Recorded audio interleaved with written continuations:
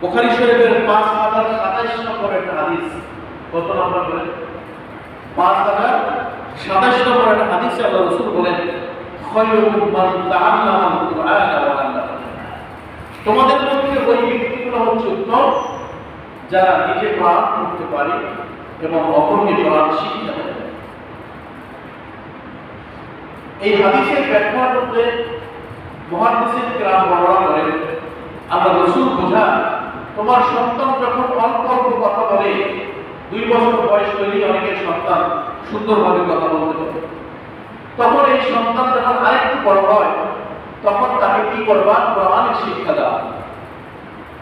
দুনিয়ার যত শিক্ষা আছে সেটা পরে, কিন্তু আমাদের মধ্যে কিছু মা বোনরা, কিছু ভাইরা আছে, তাদের ধারণা ছোট্ট সন্তান কি এই বিভিন্ন ধরনের আজে বাজে মিথ্যা কথা বলে আমি শেখানো।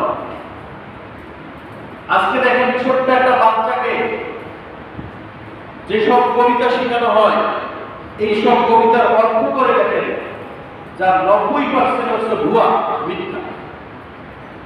আজকে আপনার সন্তানকে যখন কথা বলা শিখবে, সন্তানকে শিখাও বিসমিল্লাহির রহমানির রহিম, আলহামদুলিল্লাহি রাব্বিল আলামিন।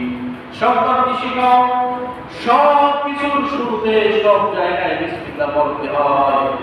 সন্তানকে শিখাও আলহামদুলিল্লাহি রাব্বিল আলামিন।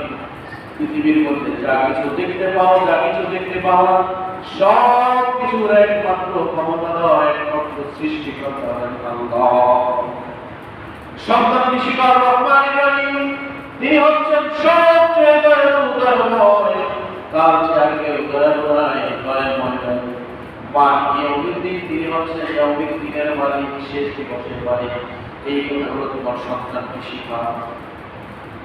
সন্তানকে শিখাও যে পৃথিবীর মধ্যে সবচেয়ে ক্ষমতাধর, সব কিছুর একমাত্র সৃষ্টিকর্তা, রক্ষণশীল, একমাত্র মালিক হচ্ছেন আল্লাহ।